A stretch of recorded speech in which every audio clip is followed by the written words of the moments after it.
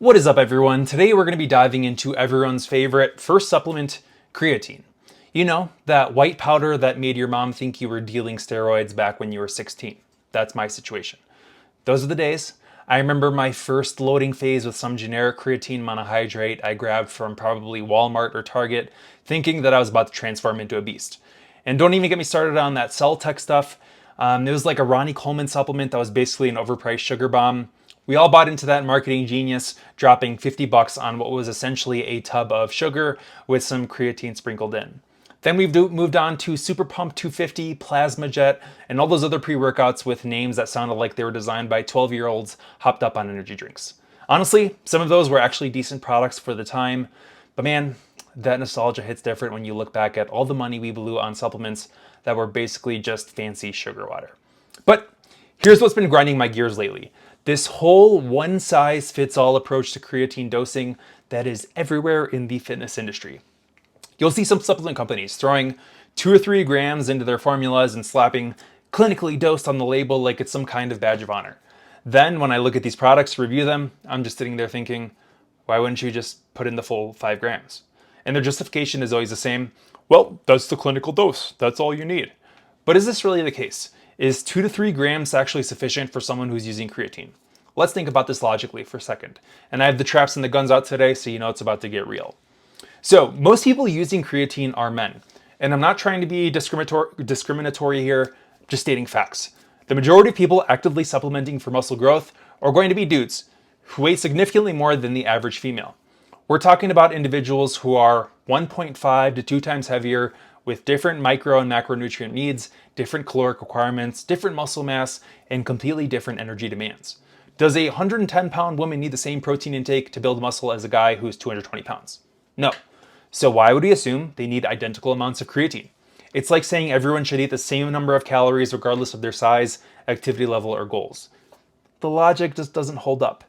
So when I see some companies putting 3 grams in their products, claiming it's adequate for everyone, including big massive bodybuilders and above average size athletes, kind of seems like a stretch. Maybe for some people, sure. You'll saturate your creatine stores enough that more won't provide additional benefits. But for a lot of individuals, especially larger ones with higher training demands, that dose is probably leaving gains on the table. So here's how I approach this stuff. I want to make sure I'm at the top end of where I could be getting maximum benefit before side effects become a concern. What's the most effective dose where the return on investment is so high and the side effect potential is just so minimal that it justifies hitting that upper threshold? Think about it this way. If I could choose between having 700 nanogram per deciliter testosterone levels versus 900, I'd probably lean towards the 900 because I know I'd likely be building a little bit more muscle. As long as I'm staying within the healthy range, I feel comfortable pushing towards the higher end of optimal here. Same concept applies to protein.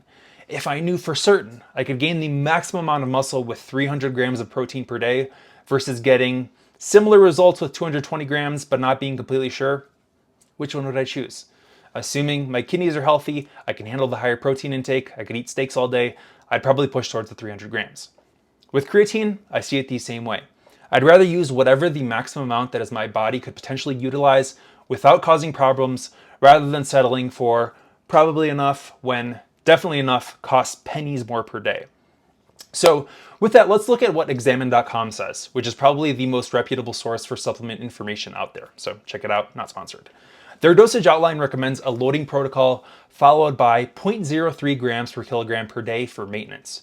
So for a 180-pound dude, this translates to 25 grams daily for loading, then 2.5 grams afterward. But here's the interesting part. They note that many users take 5 grams per day due to creatine's low cost and the possibility of experiencing increased benefits above the 2.5 gram mark. Higher doses up to 10 grams per day may be beneficial for people with higher muscle mass, high activity levels, or those who are non-responders to the standard 5 gram dose. So the question becomes, are you someone who needs more? Are you bigger than average? Do you have higher nutrient demands because of your body mass or your training volume? Are you a weak responder to lower doses? It's certainly plausible that 2.5 to 3 grams won't get you maximum results. It's definitely possible you need at least 5 grams, maybe 10 in some cases. And here's where this gets really interesting. It's that genetic predispositions play a huge role in creatine requirements. Some people may have some polymorphisms in their genes that significantly alter their methylation demands and creatine synthesis capacity. These genetic variations could also create scenarios where someone needs way more creatine than the average person just to maintain normal function. So according to the, I believe, International Society of Sports Nutrition, some individuals have found to have creatine synthesis deficiencies due to just genetic errors in specific enzymes. These people must depend on dietary creatine intake to maintain normal muscle and brain concentrations of phosphocreatine. And yes, I said brain. Creatine isn't just about muscle fullness and gym performance. It plays a big role in cognitive function, fertility, myostatin regulation, and other health processes that most people never even consider. Research shows that larger athletes engaged in intense training may need 5 to 10 grams per day just to maintain optimal whole body creatine stores. Clinical populations with certain deficiencies may need 10 to 30 grams daily throughout their lives to offset synthesis problems and provide therapeutic benefits for various diseases. Vegetarians typically have lower intramuscular creatine stores, may see greater improvement from supplementation, but they may also need higher doses to reach those optimal levels since they aren't getting any from their diet, because you are getting creatine from a lot of the meat that you're eating. And beyond the gym, most people think of creatine as just something that makes you look a little bit more pumped and helps with strength in the gym. But the reality is way more complex. Creatine has profound effects on neurological function. It's actually one of the most notable benefits. It influences myostatin regulation, which directly impacts muscle growth potential. It affects fertility and reproductive health. It plays roles in cardiovascular function and metabolic processes. If you're walking around with suboptimal creatine levels, you're potentially leaving cognitive performance, muscle growth, and overall health optimization on the table. And this isn't just about looking good. It's about functioning at your best across multiple physiological systems. So when someone makes a blanket statement that 2 to 3 grams is enough for everyone, I have to ask, based on what? Based on studies done on 140-pound sedentary individuals, this recommendation doesn't factor in muscle mass, training intensity, genetic variations, dietary patterns, or any of the individual factors that clearly influence creatine requirements. It's like saying 1 scoop of whey protein is adequate for everyone. Maybe that 25 grams is perfect for some people, but others might not nearly be enough to optimize muscle protein synthesis throughout the day when combined with their overall diet and training demands. So when I see products with 2.5 to 3 grams of creatine, I am genuinely puzzled. Literally just put the extra 2 grams. The cost is negligible. The potential for increased benefits is well documented, and someone will buy your products if it's actually giving them results too. Seems short-sighted when there are clearly case-specific scenarios that would usually justify higher doses. So as for my recommendations, personally, I use a little over 5 grams of creatine a day. My scooper is 5 grams, but I kind of hefty scoop it, so it's probably close to 7. And I think that's pretty safe dose that covers most people's needs. For individuals with higher body weight, being over 200 pounds of muscle, intense training regimens, genetic predispositions, or suboptimal dietary creatine intake, you could use a higher dose. The logic is simple. If you're going to supplement with something, why not ensure you're getting the maximum benefit? The difference between 3 grams and 5 grams costs maybe cents per day, but the potential difference in results, both performance and health, could be significant. So for larger athletes, those training multiple times a day, or people with genetic variations affecting methylation, doses up to 10 grams might be appropriate. Some clinical populations require even higher amounts, but that's getting into therapeutic territory that most people won't need to consider.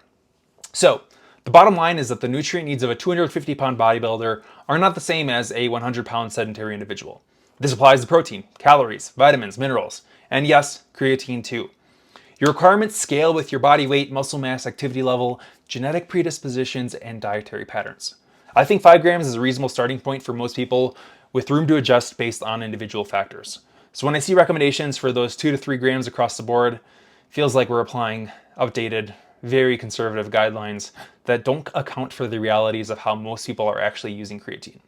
So whether you are natty or enhanced, if you haven't tried creatine yet, it can make a significant difference in your performance, hypertrophy, strength, and potentially several aspects of your health. Just don't shortchange yourself with suboptimal dosing because someone decided that one size fits all. Think logically about your individual circumstances, start with around 5 grams daily, and adjust there based on your results and how you feel. At current creatine prices, there's really no reason to be conservative with something that has such strong safety profile and potential for numerous benefits. The science supports higher doses for many people, the cost is minimal, and the potential upside is substantial. So stop overthinking it and start optimizing it. Thank you for watching the video. I will catch you in the next one.